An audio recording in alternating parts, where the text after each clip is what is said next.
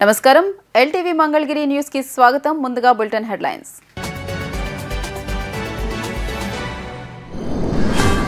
ఏపీలో ఎన్నికల నిర్వహణ సన్నద్ధతపై ఈసీ సమీక్ష. ఎన్నికలకు 4 నెలలే సమయం ఉందని వెల్లడి.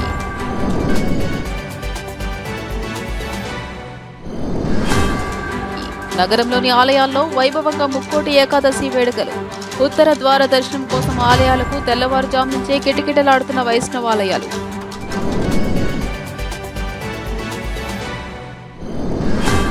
కోవిడ్ అప్రమత్త చర్యలపై సీఎం వైఎస్ జగన్ సమీక్ష. కోవిడ్ కొత్త వేరియంట్ పై ఆందోళన అవసరం లేదని వ్యాఖ్య.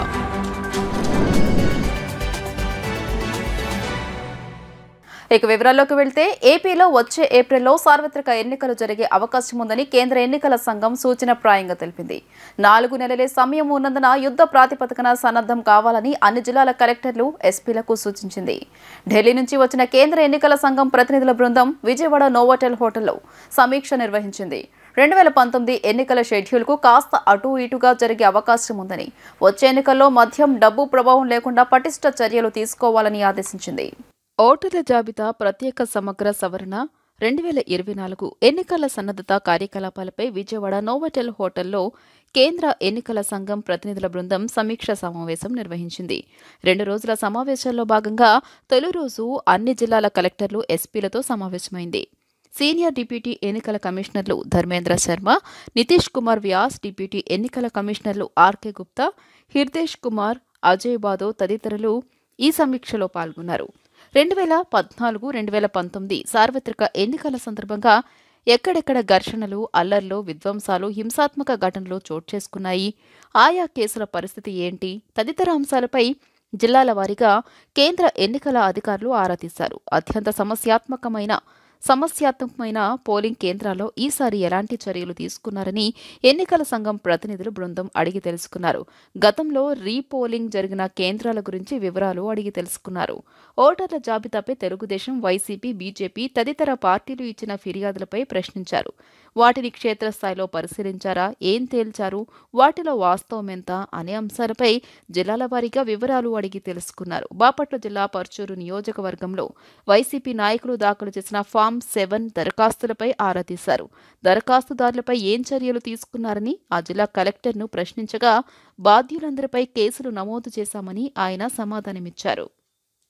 As always happens in Andhra Pradesh during the election year, there is all huge load of applications with us, sir.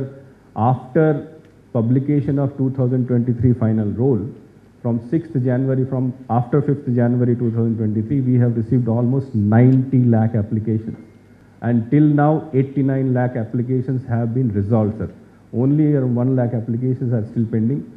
So I would like to assure the Election Commission that whatever guidance you have given last time, we expect in the coming time also. Now the only a small way has passed now, a long way we have to go a long way now in conducting the election. We require your guidance, your supervision in getting these things in the most appropriate manner, following all the due procedures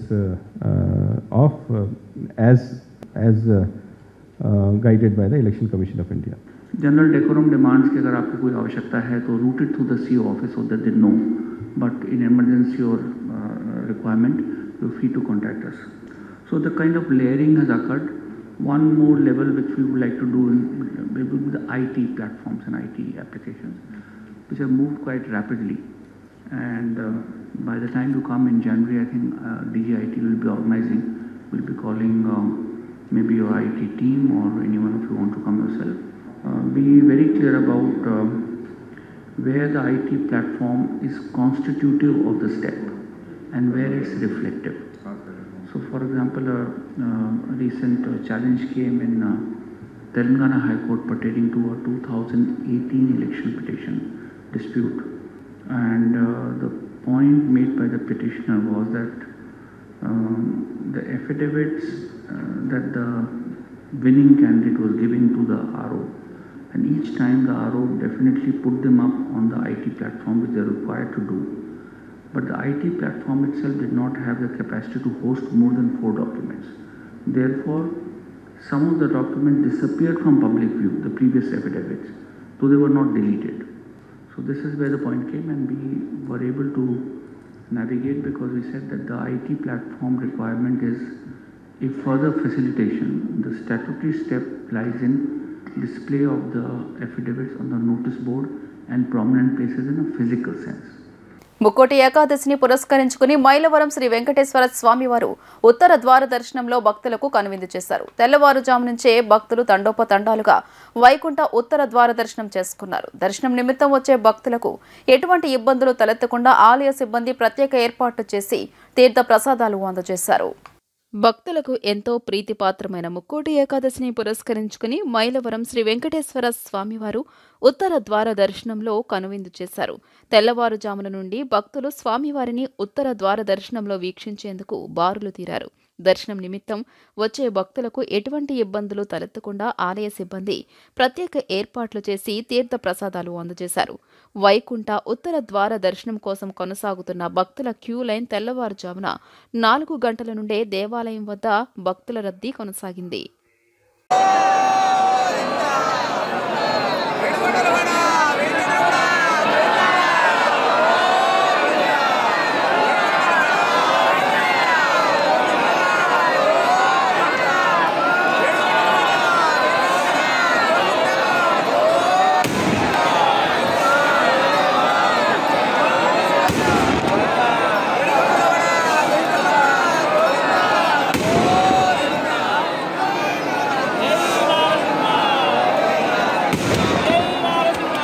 Covid కొత్త variant JN1 విస్తరిస్తుందన్న నేపథ్యంలో ముఖ్యమంత్రి YS Jaganmohan Reddy సమీక్ష నిర్వహించారు. ఈ variant వల్ల ఆందోళన అవసరం లేదని వైద్యులు చెప్తున్నారని సీఎం జగన్ చెప్పారు. ప్రభుత్వ వైద్య కళాశాలలో ఆర్టిఫిషియల్ ఇంటెలిజెన్స్ ద్వారా బోధన చేసేలా తగిన చర్యలు తీసుకోవాలని అధికారులకు సీఎం ఆదేశాలు జారీ చేశారు. కోవిడ్ కొత్త వేరియంట్ JN1 విస్తరిస్తుందన్న సమాచారం నేపథ్యంలో తాడేపల్లిలోని క్యాంపు కార్యాలయంలో ముఖ్యమంత్రి వైఎస్ జగన్మోహన్ రెడ్డి సమీక్ష నిర్వహించారు. ముందస్తు చర్యలపై దృష్టి పెట్టాలని సీఎం ఆదేశించారు. ఎలాంటి ఆందోళన అవసరం లేదన్న అధికారులు ఆసుపత్రిలో చేరే పరిస్థితులు లేకుండానే రికవరీ అవుతున్నారని వెల్లడించారు. డెల్టా వేరియంట్ తరహా లక్షణాలు లేవని తేల్చిన అధికారులు అయితే JN1కు వేగంగా విస్తరించే లక్షణం ఉందని వివరించారు. లక్షణాలు ఉన్నవారికి ప్రభుత్వ ఆసుపత్రిలో పరీక్షలు చేస్తున్నామని అధికారులు వెల్లడించారు. పాజిటివ్ వచ్చిన శాంపిళ్లను విజయవాడ జీనోమ్ ల్యాబ్లో పరిశీలిస్తున్నామన్నారు. కొత్త వేరియంట్లను గుర్తించడానికి ఈ పరీక్షలు దోహదం చేస్తున్నాయన్నారు. గ్రామ వార్డు సచివాలయాల వద్ద ర్యాపిడ్ టెస్టింగ్ కిట్స్ పెడుతున్నామని, అలాగే ఆసుపత్రిలో పర్సనల్ కేర్ కిట్లు కూడా అందుబాటులో ఉన్నాయన్నారు. అవసరమైన మందులు కూడా అందుబాటులో ఉన్నాయని, ప్రభుత్వ పరంగా ముందస్తు చర్యలో భాగంగా ఆక్సిజన్ ఇన్ఫ్రాను సిద్ధం చేస్తున్నామన్నారు. PSA ప్లాంట్ను నడిపి సత్వర వినియోగానికి అందుబాటులోకి తీసుకొస్తున్నామని, అలాగే ఆక్సిజన్ కాన్సంట్రేటర్లు D టైప్ సిలిండర్లు కూడా సిద్ధం చేశామని, 56,741 ఆక్సిజన్ బెడ్లు కూడా సిద్ధంగా ఉన్నాయని అధికారులు వెల్లడించారు. కొత్త వేరియంట్ లక్షణాలు తీసుకోవాల్సిన చర్యలపై విలేజ్ క్లినిక్స్ స్టాఫ్కు అవగాహన కల్పించాలని సీఎం జగన్ పేర్కొన్నారు. టీడీపీ యువనేత నారా లోకేష్ను అరెస్టు చేసేందుకు తమకు అనుమతిని ఇవ్వాలని కోరుతూ ఏసీబీ కోర్టులో సిఐడి పిటిషన్ దాఖలు చేసింది. రెడ్ బుక్లో మీ పేర్లు రాసానని చెబుతూ పోలీసు విచారణ అధికారులను లోకేష్ బెదిరిస్తున్నారని పిటిషన్లో పేర్కొంది. టీడీపీ అధికారంలోకి వచ్చిన తర్వాత చంద్రబాబు కేసుల్లో ఉన్న దర్యాప్తు అధికారులను ఉద్యోగాల నుంచి తొలగిస్తామని, జైలుకు పంపిస్తామని బెదిరిస్తున్నారని సిఐడి తరపు లాయర్ కోర్టుకు చెప్పారు. టీడీపీ యువనేత నారా లోకేష్ను అరెస్టు చేసేందుకు తమకు అనుమతిని ఇవ్వాలని కోరుతూ ఏసీబీ కోర్టులో సిఐడి పిటిషన్ దాఖలు చేసింది. దీనికి సంబంధించిన సాక్ష్యాలు ఉన్నాయా అని సిఐడి లాయర్ను కోర్టు ప్రశ్నించింది. దీంతో పేపర్ కట్టింగ్లను కోర్టుకు ఆయన చూపించారు. IRR కేసులో 41A కింద లోకేష్కు నోటీసులు ఇచ్చి విచారిస్తున్నామని, అయితే కోర్టు నిబంధనలను ఉల్లంఘించినందుకు లోకేష్ను అరెస్టు చేసేందుకు అనుమతిని ఇవ్వాలని కోరారు. రెడ్ బుక్ పేరుతో చేస్తున్న హెచ్చరికలను సీరియస్గా తీసుకోవాలని విన్నవించారు. వ్యవసాయంలో భారీ మార్పులను తీసుకొస్తామని, కొత్త విప్లవం రాబోతోందని కబుర్లు చెప్పి జగన్ సర్కార్ రైతులను మోసం చేస్తుందని జనసేన PSC చైర్మన్ నాదెండ్ల మనోహర్ ఆగ్రహం వ్యక్తం చేశారు. రైతు భరోసా కేంద్రాలు చివరకు రైతు నిరాశ కేంద్రాలుగా మారాయని ఆరోపించారు. కౌలు రైతులకు రైతు భరోసా కేంద్రాల వల్ల ఎలాంటి ఉపయోగం లేదని ఆయన స్పష్టం చేశారు. మంగళగిరిలోని జనసేన పార్టీ కార్యాలయంలో ఏర్పాటు చేసిన విలేకరుల సమావేశంలో జనసేన పీఏసీ చైర్మన్ నాదెండ్ల మనోహర్ మాట్లాడుతూ వైసీపీ ప్రభుత్వం వ్యవసాయం గురించి రైతు భరోసా కేంద్రాల గురించి పెద్ద పెద్ద మాటలు గొప్పలు చెప్పిందని మండిపడ్డారు. జగన్ ప్రభుత్వం ఆలోచనలతో రైతులను నిలువునా ముంచేసిందని ధ్వజమెత్తారు. ఆర్బీకేలను వెంటిలేటర్ ఎక్కించి వేల కోట్ల దుబారా చేశారని మండిపడ్డారు. రాష్ట్ర వ్యాప్తంగా 680 మండలాల్లో 10,780 రైతు భరోసా కేంద్రాలను ఏర్పాటు చేస్తున్నామని ఆర్భాటంగా ప్రకటించారని స్పష్టం చేశారు. మార్కెట్కు ఆర్బీకేల్లో దొరికే విత్తనాల ధరకు చాలా వ్యత్యాసం ఉంటుందని అన్నారు. ఈకేవైసీ సేవలు, రైతు భరోసా కేంద్రాలు అందడం లేదని ఆయన విమర్శించారు. ఈ 10,780 రైతు భరోసా కేంద్రాలు మంజూరు చేసినప్పుడు చివరికి ఆ సంఖ్యని 10,448కి ఈ రాష్ట్ర ప్రభుత్వం తగ్గించి జాతీయ ఉపాధి హామీ పథకంతో లింక్ పెట్టి 2,300 కోట్ల రూపాయలు వీళ్ళు ఈ భవన నిర్మాణాల కోసం వాళ్ళు వెచ్చించారు. ఈ 4.5 సంవత్సరాల్లో వీళ్ళు చేసింది ఏంటంటే కేవలం 3,200 కట్టారు. ఒక 3,000 సగంలోనే వదిలేశారు. ఇంకొక 4,500 అసలు పూర్తిగా వ్యవసాయ శాఖ దీన్ని అబాండన్ అంటే వదిలేశారు. వాటి గురించి పట్టించుకోవడం లేదు. ఇవి కేవలం పేపర్ పైనే ఉన్నాయి ఈ రైతు భరోసా కేంద్రాలు. ఒక వ్యవసాయ రంగం మన దేశంలోనే ఈ రోజుకి కూడా మన రాష్ట్రంలో ప్రత్యేకంగా ఎక్కువ శాతం ఉపాధి కల్పించే రంగం ఇది. ఇటువంటి రంగాన్ని కూడా వీళ్ళు ఏ విధంగా నష్టం కలిగించే విధంగా కొన్ని విధానాలు తీసుకొచ్చి రైతన్నకి ఇబ్బంది పెట్టే విధంగా చేశారో మీ అందరికీ అర్థం అవ్వాలి. చాలా రైతు భరోసా కేంద్రాలు అద్దెకి తీసుకున్నారు. క్షేత్రస్థాయిలో నేను పర్యటించి నేను చెప్తున్నాను వాస్తవాలు. సంవత్సరం నుంచి అద్దె చెల్లించలేదు. ఫ్రస్ట్రేషన్లో పాపం చాలామంది తలాలు వేసేసారు లాభం లేదని. ప్రతి రైతు భరోసా కేంద్రంలో కనీసం 5 ఎంప్లాయీస్ ఉంటారని వీళ్ళు చెప్పారు. ఈరోజు ఎంతమంది ఉన్నారండి? కేవలం ఒకే ఒక ఎంప్లాయీని వీళ్ళు పెట్టారు. రైతుకి అందించాల్సిన పరికరాలు తైవాన్ స్ప్రేలు కానివ్వండి, తార్పాలిన్లు కానివ్వండి, ట్రాక్టర్లు కానివ్వండి, రోటోవేటర్లు కానివ్వండి, వీటన్నిటిని కూడా మార్కెట్ ధర కన్నా ఎక్కువగా అమ్మే విధంగా తీసుకొచ్చారు. విత్తనాలు కూడా మార్కెట్ ధరలో లభించే ధర కన్నా ఎక్కువ రేటుకి ఇక్కడ అమ్ముతున్నారు. ఎందుకంటే ఒక 39 కంపెనీలతో వీళ్ళు ఎంఓయూ చేసుకున్నారు. ప్రభుత్వం చేసిన తప్పిదాల వలన ఈ రోజున రైతుకి కనీసం ఇన్సూరెన్స్ పథకం కూడా వర్తించకుండా ఈరోజు అనేక మంది, లక్షల మంది రైతులు నష్టపోయారు. అసలు తుఫాన్ వచ్చినప్పుడు, అధిక వర్షాలు వచ్చినప్పుడు, రైతు కష్టాల్లో ఉన్నప్పుడు 3 రోజులు, 4 రోజులు, వారం రోజుల తర్వాత కూడా మనం పోయి అడిగితే ఒక్క సిబ్బంది, అగ్రికల్చర్ ఎక్స్టెన్షన్ ఆఫీసర్లు ఇదివరకు తిరిగేవాళ్ళు క్షేత్రస్థాయిలో. ఈ రోజున ఒక్క సిబ్బంది కూడా గ్రామీణ ప్రాంతాల్లో వచ్చి రైతుకి ఒక భరోసా కల్పించి ఆదుకునే విధంగా ఎవరు కూడా నిలబడడం లేదు. ఇప్పటి వరకు ఈ రైతు భరోసా కేంద్రాలు ఈ ఆంధ్రప్రదేశ్ రైతు సాధికారిక సంస్థతో ఎందుకు మీరు అనుసంధానం చేయలేపారు? మా తెనాలి మండలంలో, తెనాలి నియోజకవర్గంలో గురువారెడ్డి గారు, రత్నారెడ్డి గారు, శ్రీనివాసరెడ్డి గారు, చిరంజీవి గారు వీళ్ళు తెనాలి నియోజకవర్గంలో కోలిపర మండలంలో ఈ రైతు భరోసా కేంద్రాలపైన ఒక స్టడీ చేశారు. వాస్తవాలు ఏంటి, రైతు భరోసా కేంద్రాల వలన ఈరోజు వాస్తవం ఏంటి క్షేత్రస్థాయిలో వాళ్ళు వెల్లడించిన వాస్తవాలు చూస్తే చాలా ఆశ్చర్యం కలిగించింది. కేవలం 3 నుంచి 10% ప్రొక్యూర్మెంట్ జరుగుతోంది. అది కూడా స్థానిక వైఎస్ఆర్సీపీ నాయకుడు చెప్తే.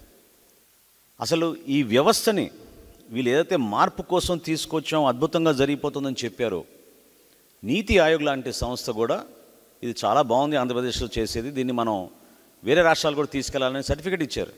మరి వాళ్ళు ఏ కారణాలతో సర్టిఫికేట్ ఇచ్చారు, వాళ్ళు ఎక్కడ పర్యటించారు, అది వాళ్ళకే తెలియాలి.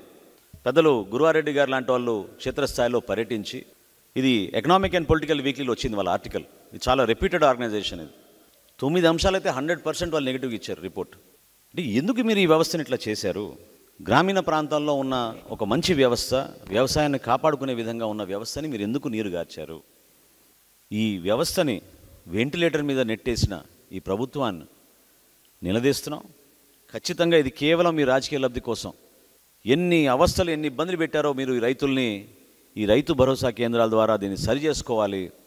ఏదైతే ఇది ఒక గేమ్ చేంజర్ అని చెప్పిన ఈ నాయకులు ఖచ్చితంగా ఇది కేవలం దళారులకు ఉపయోగపడే విధంగా మారిందనేది ఈ రోజున జనసేన పార్టీ నుంచి మేము ఈ రైతు భరోసా కేంద్రాల గురించి రాష్ట్ర ప్రజలకి తెలియజేస్తున్నాం. ఆంధ్రప్రదేశ్లో కొత్త రాజకీయ పార్టీ పెడుతున్నట్లు సిబిఐ మాజీ జేడీ వివి లక్ష్మీనారాయణ ప్రకటించారు. జై భారత్ నేషనల్ పేరిట కొత్త పార్టీని ఆయన ప్రకటించారు. ఏపీకి ప్రత్యేక హోదా విషయంలో అన్ని పార్టీలు విఫలమయ్యాయని, ప్రత్యేక హోదా తీసుకొచ్చేందుకు పుట్టిందే జై భారత్ నేషనల్ పార్టీ అన్నారు. బానిసత్వాన్ని రూపుమాపేందుకు పుట్టిందే జేబీఎన్పీ అని లక్ష్మీనారాయణ తెలియజేశారు. సిబిఐ మాజీ జేడీ లక్ష్మీనారాయణ కూడా కొత్త పార్టీని ప్రకటించారు. జై భారత్ నేషనల్ పేరుతో కొత్త పార్టీని ప్రకటించారు. రాజకీయాల్లో మార్పు తీసుకురావడమే లక్ష్యంగా జై భారత్ నేషనల్ పార్టీని స్థాపిస్తున్నట్లు లక్ష్మీనారాయణ పేర్కొన్నారు. ఏపీకి ప్రత్యేక హోదా తీసుకురావడమే లక్ష్యంగా జై భారత్ నేషనల్ పార్టీ పనిచేస్తుందని స్పష్టం చేశారు. అవినీతికి ఏమాత్రం తావు లేకుండా విలువలతో కూడిన రాజకీయాన్ని పరిచయం చేసేందుకు తాను పార్టీ పెడుతున్నట్లు లక్ష్మీనారాయణ చెప్పుకొచ్చారు. అన్ని రాజకీయ పార్టీలు ప్రత్యేక హోదా సాధనలో విఫలమయ్యాయి. ప్రత్యేక హోదా తీసుకొచ్చేందుకు పుట్టిందే జై భారత్ నేషనల్ పార్టీ.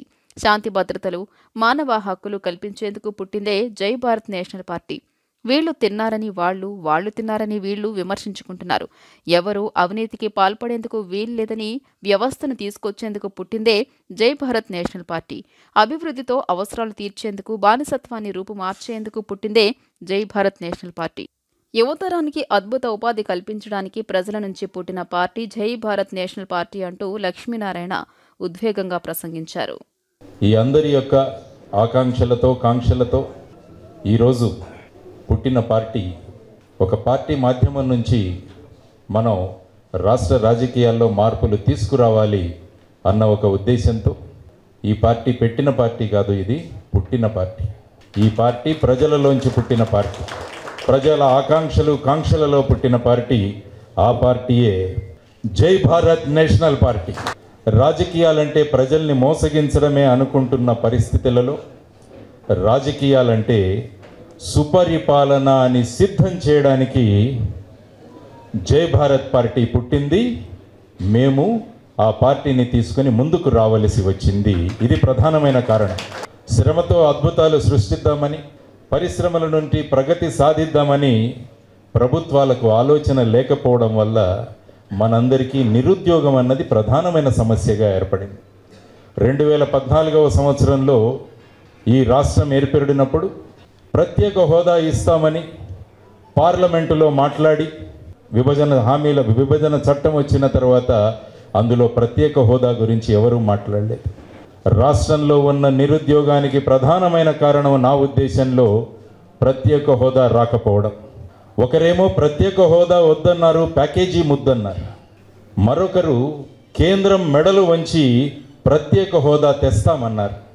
ఇంకొకరు తలలు తెగిలి పడిపోయినా పర్వాలేదు కానీ హమ్ లడేంగే అన్నారు.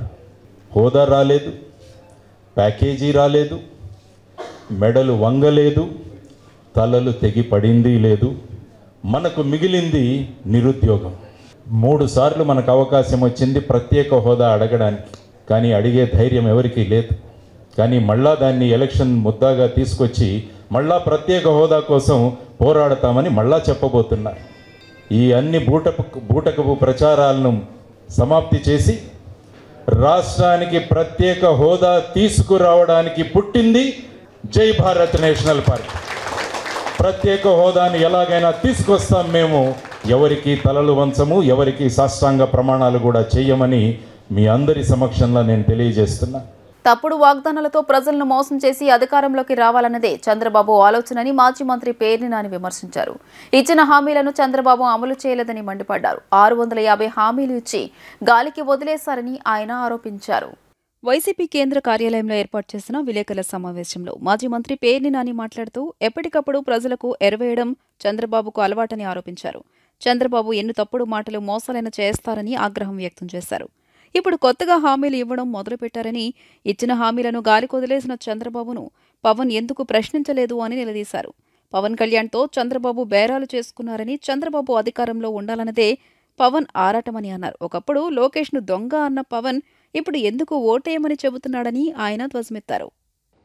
కొద్ది కాలం క్రితం కుప్పంలో ఆర్భాటంగా యువగళం అని నామకరణం చేసి పాదయాత్రని ప్రారంభించి, ఏంటి ఆ పాదయాత్ర అంటే, సాధారణంగా పాదయాత్ర అంటే ప్రతి ఊరు సావధానంగా ప్రజల కష్ట సుఖాలని పంచుకుంటూ ఆలకిస్తూ రాజకీయాల కోసం పనిచేసేటువంటి ఏ పార్టీ రాజకీయ నాయకుడైనా సమస్యల పరిష్కారానికి మదిలోనే ఆలోచన చేస్తూ ముందుకు సాగుతుంటారు.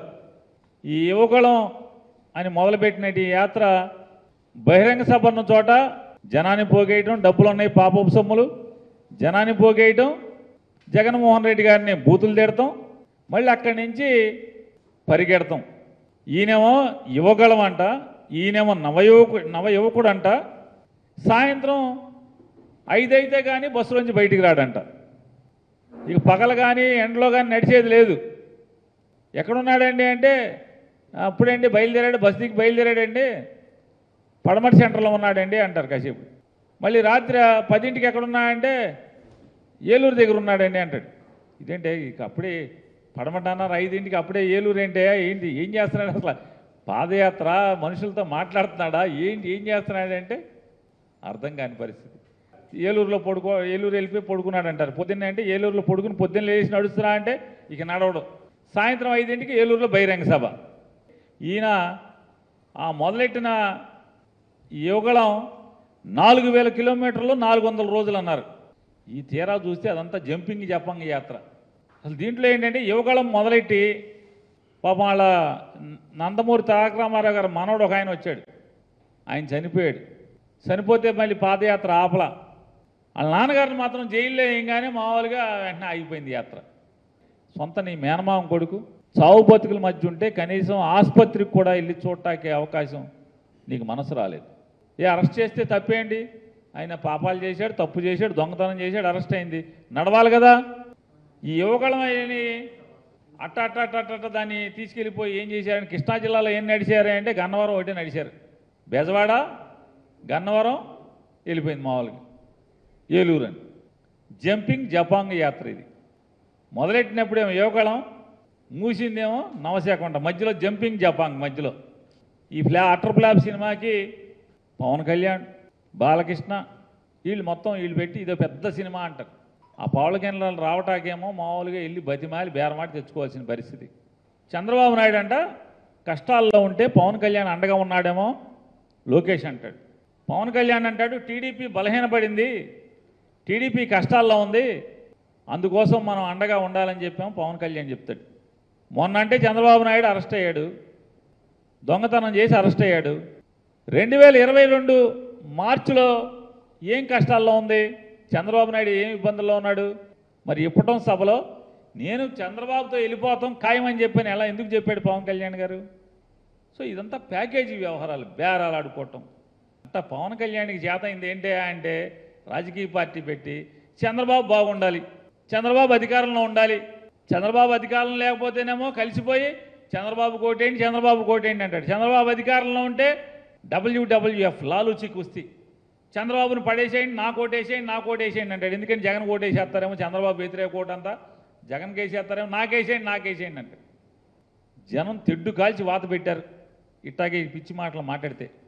ట్యాబ్లను విద్యార్థులు సద్వినియోగం చేసుకోవాలని ఎమ్మెల్సీ మురుగుడు హనుమంతరావు, వైసీపీ మంగళగిరి నియోజకవర్గ ఇన్ఛార్జ్ గంజి చిరంజీవి, ఎంటీఎంసీ నగర అధ్యక్షులు దొంతిరెడ్డి వేమారెడ్డి అన్నారు. తాడేపల్లి జెడ్పీహెచ్ హైస్కూల్లో ప్రధానోపాధ్యాయులు భీమిరెడ్డి తాతిరెడ్డి ఆధ్వర్యంలో 8వ తరగతి చదువుతున్న 240 మంది విద్యార్థులకు ఉచితంగా ట్యాబ్లు పంపిణీ చేశారు. ఈ సందర్భంగా వారు మాట్లాడుతూ ముఖ్యమంత్రి వైఎస్ జగన్మోహన్ రెడ్డి విద్యారంగానికి అత్యధిక ప్రాధాన్యత ఇవ్వడం జరిగిందన్నారు. పేద విద్యార్థులకు డిజిటల్ విద్యను అందుబాటులోకి తెచ్చామన్నారు. పేద విద్యార్థులకు ఉచితంగా ట్యాబ్లు పంపిణీ చేసి ఓ విప్లవాత్మక నిర్ణయమన్నారు. పేద విద్యార్థులకు ట్యాబ్ల పంపిణీ చరిత్రలో నిలిచిపోతుందన్నారు. ఈ రాష్ట్రంలో పేద వర్గాల కష్టాలు తెలిసిన వ్యక్తి, వాళ్ళందరికీ అండగా ఉండటం ఒక ముఖ్యమంత్రిగా నా బాధ్యత అని గుర్తెరిగి పరిపాలనలో విప్లవాత్మకమైన మార్పులు తీసుకొచ్చిన వ్యక్తి మన ముఖ్యమంత్రి వైఎస్ జగన్మోహన్ రెడ్డి గారు.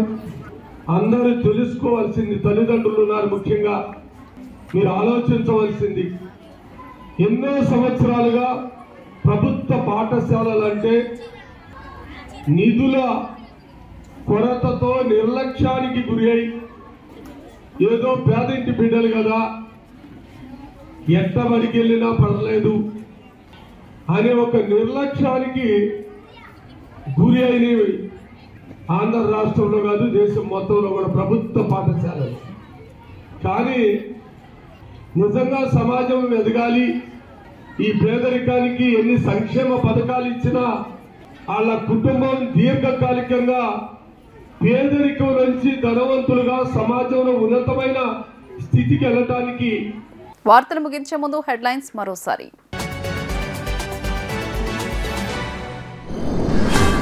ఏపీలో ఎన్నికల నిర్వహణ సన్నద్ధతపై ఈసీ సమీక్ష, ఎన్నికలకు 4 నెలలే సమయం ఉందని వెల్లడి.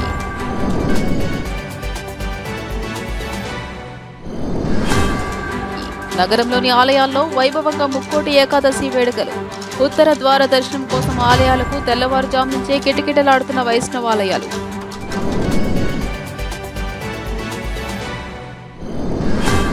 కోవిడ్ అప్రమత్త చర్యలపై సీఎం వైఎస్ జగన్ సమీక్ష. కోవిడ్ కొత్త వేరియంట్ పై ఆందోళన అవసరం లేదని వ్యాఖ్య.